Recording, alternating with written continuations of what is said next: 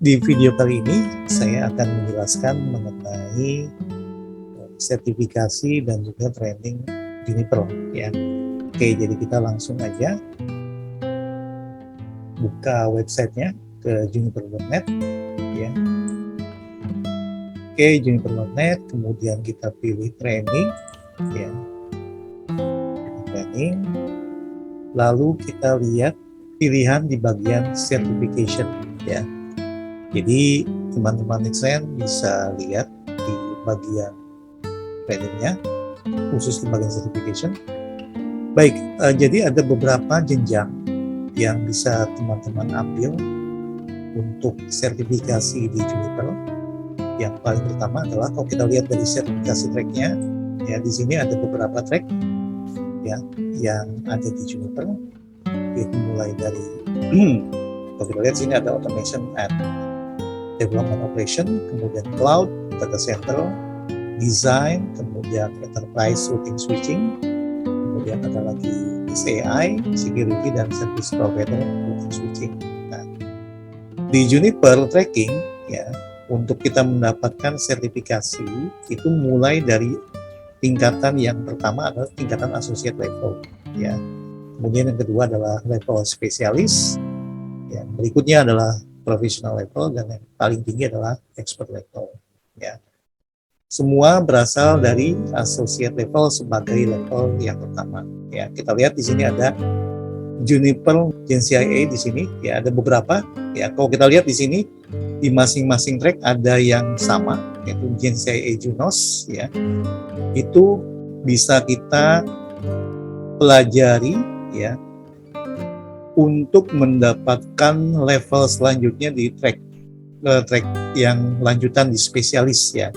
Katakanlah GenCIA Junos ini adalah sebagai mandatory untuk mendapatkan spesialis level yang berikutnya ya, atau level-level yang berikutnya.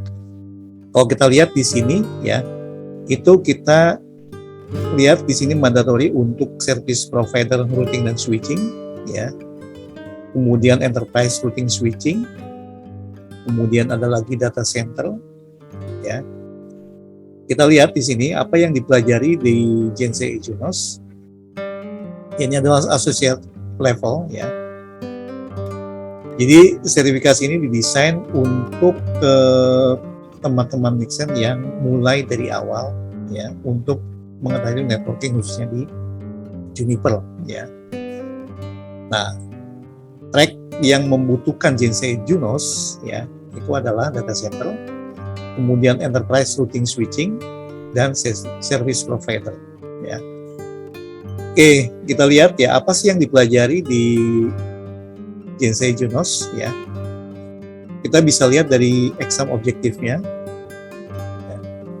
Jadi exam objektifnya adalah mengenai networking fundamental, kemudian Junos OS fundamental ya, kemudian user interface ya, lanjut lagi configuration basic, kemudian operational monitoring dan maintenance ya, kemudian routing fundamental ya, kemudian terakhir adalah routing policy dan firewall ya. Nah, objektif inilah yang nanti teman-teman harus pelajari ya untuk mendapatkan sertifikasi dari GenCIA Junos ya. Adapun kodenya sekarang adalah menggunakan JNO 104 ya. Jadi teman-teman kalau misalkan nanti mau ambil sertifikasinya, pastikan exam code-nya adalah JNO 104 ya. Nah, kemudian software versi yang digunakan untuk JNO 104 adalah versi 21.2 ya. Nah, ketika nanti teman-teman mengambil ujian atau examnya, ini hanya berisikan multiple choice questionnya itu sekitar 65 ya, dengan waktu 90 menit ya, dan menggunakan bahasa Inggris ya. Jadi sertifikasi ini berlaku sampai dengan 3 tahun ya. Jadi harus melakukan proses resertifikasi ya, kalau semua supaya tetap valid ya. Jadi setiap 3 tahun teman-teman harus melakukan proses resertifikasi ya. Baik, itu yang bisa saya sampaikan ya. Mudah-mudahan ada manfaatnya, dan jangan lupa Nexttrend juga nanti akan mengadakan training ya.